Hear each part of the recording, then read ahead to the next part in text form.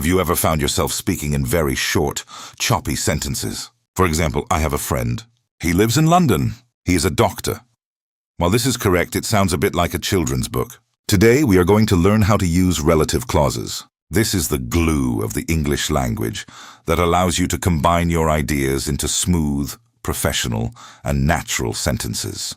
By the end of this lesson, you will know exactly how to use who, which, that, and where to connect your thoughts like a native speaker.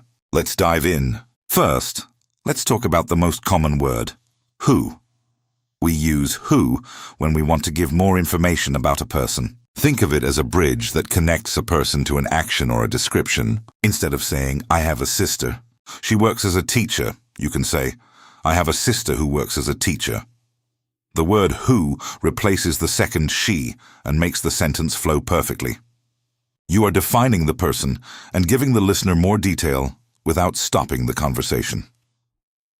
Now, what if we are talking about things or animals? This is where we use which. Imagine you are talking about a book you just finished. You could say, I read a book which was very exciting. Here, which is the bridge for the object. It allows you to add descriptions to anything that isn't human. For example, the car which I bought last year is very fast. Using which makes your descriptions feel more integrated and sophisticated. There is also a very useful word that works for both people and things, and that is that. In many casual conversations, you can replace who or which with that. You can say, the man that lives next door, or the phone that I lost. While who and which are a bit more formal, that is the everyday hero of English conversation. It is flexible, easy to use, and helps you keep your speech moving quickly. Next, we have a specific word for locations, where. We use where when we want to define a place and tell the listener what happens there. For instance, this is the restaurant where I met my wife. Or I want to visit the city where my father was born. Notice how where adds a layer of meaning to the place. You aren't just naming a city, you are sharing a story or a fact connected to that location. It makes your English feel more personal and descriptive.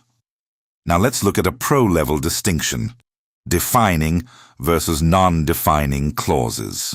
This sounds technical, but it's actually very simple logic.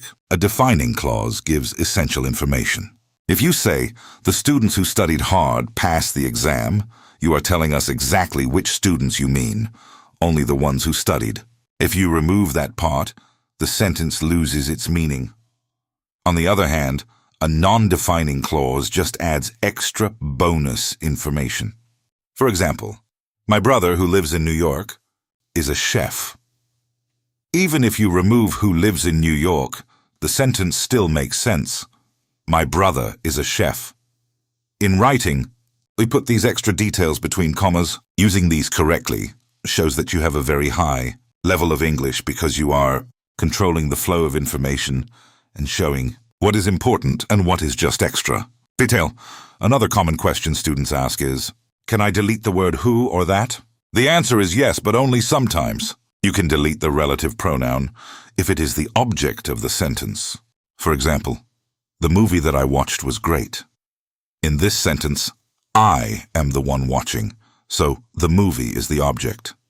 You can simply say, the movie I watched was great. However, if the relative pronoun is the subject, like in the man who called you, you cannot delete it. Learning this small rule will make your English sound much more fluid and modern.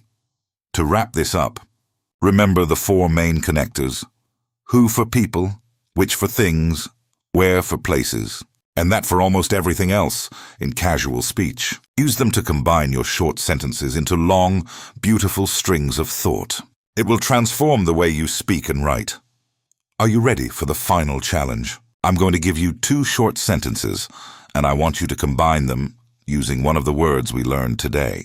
The sentences are, I found a wallet. It was empty. Think about the object and which connector fits best. Write your combined sentence in the comments below. I'll be checking to see who can glue their sentences together like a pro. If you found this deep dive into relative clauses helpful, make sure to hit the like button and subscribe for more masterclasses.